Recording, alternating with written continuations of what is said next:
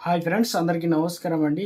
గ్రామీణ ప్రాంతంలో వచ్చేసి మహాత్మా గాంధీ జాతీయ గ్రామీణ ఉపాధి హామీ పథకం లేదా కరువు పని కూడా అని పిలుస్తూ ఉంటారు కదా! అయితే ఉపాధి హామీ పథకం సంబంధించి కొత్త మార్పులు ఇచ్చారనమాట. చాలామంది మాకు పైసలు ఎప్పుడొస్తాయని చెప్పేసి చాలామంది అయితే అడుగుతున్నారు. అదేవిధంగా కొన్ని కేంద్రం నుంచి లేటెస్ట్‌గా తెలుగు రాష్ట్రాలకు గుడ్డు చెప్పడం జరిగిందనమాట, తెలంగాణ రాష్ట్రానికి.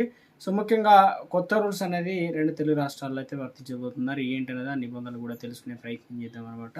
సో, ముఖ్యంగా మనకు నిబంధనలు ముఖ్యంగా మే 1 తారీఖు నుంచి అయితే వర్తించబోతున్నాయన్నమాట. సో, ఆ వివరాలేంటో తెలుసుకునే ప్రయత్నం చేద్దాం. నాదొక స్మాల్ రిక్వెస్ట్ అండి. ముందుగా వీడియో వస్తున్న ప్రతి ఒక్కరు కూడా లైక్ చేయండి. కొత్తగా ఛానల్ వస్తే తప్పకుండా సబ్స్క్రైబ్ చేసుకోండి. చూస్తున్నారు కానీ లైక్ చేయడం మర్చిపోతున్నారు. వెంటనే లైక్ చేయండి. వీడియోలకైతే వెళ్ళిపోదామండి. అంటే ముఖ్యంగా ఉపాధి హామీ పథకం కేంద్ర ప్రభుత్వం ఏడాది మే 1వ తేదీ నుంచి అంటే మనకు మరికొన్ని రోజులు మాత్రమే అయితే ఉంది. సో, కొత్త నిబంధనలు తీసుకొచ్చిందనమాట.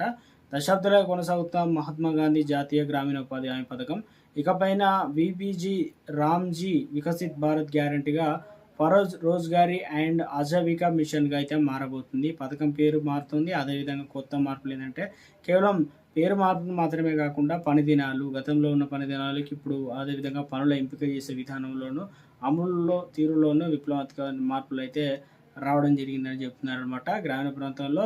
సో, పనులకు సంబంధించి ముఖ్యంగా కొత్త రూల్స్ ఏంటనో చూసుకున్నట్లయితే కేంద్ర ప్రభుత్వం ప్రవేశపెట్టిన కొత్త విధానం వల్ల కూలీలకు, గ్రామ పంచాయతీలకు కొన్ని కీలక ప్రయోజనాలు చేకూరున్నాయి. ఇప్పటి వరకు ఒక కుటుంబానికి ఏడాదికి 100 రోజుల పని కల్పించక ఈ కొత్త పథకం వల్ల గడువు వల్ల 125 రోజులు పని కల్పిస్తారు. దీనివల్ల కూలీల వార్షిక ఆదాయం కూడా పెరుగుతుందని చెప్తున్నారు. గతం కంటే ఎక్కువ స్థాయిలో.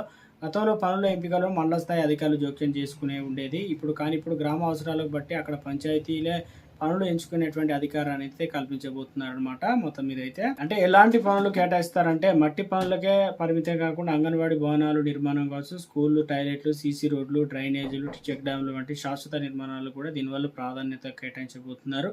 కొత్త పథకం అంటే దాదాపు 266 రకాల పనులను గతం కంటే భిన్నంగా ఇప్పుడు చేర్చడం జరిగింది. రైతులకు ఎంతో మేలు చేస్తుందని చెప్తున్నారు. ముఖ్యంగా తెలంగాణ రాష్ట్రంలో ముఖ్యంగా భూమిని చదును చేయడంతో పాటు తెలుగు రాష్ట్రాల్లో కూడా పిచ్చి మొక్కలు లేదా కంప చెట్లు ఇవన్నీ తొలగించడం, కరువు పని కింద చేస్తాం. ఇలాంటి అనుమతి అయితే ఇక ముఖ్యంగా ఇక ఒండ్రు మట్టి పొలాలు సారవంతమైన అవుతాయని కాబట్టి పనులకు సంబంధించి మే నెల వరకు పొడిగించాలని రైతులు కోరుతున్నారన్నమాట. సో, కొత్త పద్ధతిలో అయితే తీసుకురాబోతున్నారని చెప్పేసి ఒక అప్డేట్ అనేది ఇవ్వడం జరిగింది. సో, మరొకటి ముఖ్యంగా కొత్త విధానం ఇప్పటికే ఫోటోలు దిగాలంటే కరువు పని ఎక్కేటప్పుడు ఫోటోలు దిగడం, కరువు పని దిగేటప్పుడు కూడా అయిపోయినాక కూడా ఫోటోలు దిగాల్సి అయితే వస్తుంది కదా! సో, యాప్‌లో ఇక ఇప్పుడు ప్రస్తుతం ఏం చేస్తున్నారంటే పైసలు పల్లే వారి అందరికీ గుడ్‌ను చెప్పడం జరిగిందనమాట తెలంగాణ రాష్ట్రంలో. ఉపాధి హామీ ఏదైతే పథకానికి సంబంధించి కూలీలకు సో, ఫిబ్రవరి 10 తారీఖు నుంచి చేసి మార్చి 31 తారీఖు వరకు మనకు ఎవరైతే పైసలు అంటే కరువు పనిలో పని చేస్తున్నారో వారందరికీ పెండింగ్ పైసల కోసం ఒక నెల దాదాపు గ్యాప్ అయితే ఉంటుంది కాబట్టి సో, ఆ డబ్బులు 383 కోట్లు అనేది రిలీజ్ చేయడం జరిగిందనమాట. సో, కేంద్రం నుంచి ఉత్తర్వులు అయితే జారీ చేశారు. నిధులు వారంలోగా కూలీల అకౌంట్‌లో కొంతమందికి బ్యాంక్ అకౌంట్ లింక్ చేస్తున్న వారు డైరెక్ట్ బ్యాంక్ అకౌంట్‌లో ట్రాన్స్‌ఫర్ అవుతాయి. కొంతమందికి పోస్ట్ ఆఫీస్ దగ్గర తీసుకుంటారు కాబట్టి.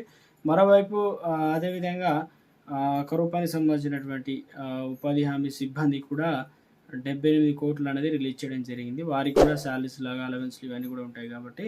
అలాగే ఎస్‌బీఐతో కుదుర్చుకున్న ఒప్పందం ప్రకారం సిబ్బందికి 40 లక్షల నుంచి కోటి వరకు ప్రమాద బీమా కల్పించనున్నారనమాట. సో, కొత్త మార్పులు, కొత్త విధానం అయితే తీసుకొచ్చే ప్రయత్నం అయితే చేయడం జరిగిందండి.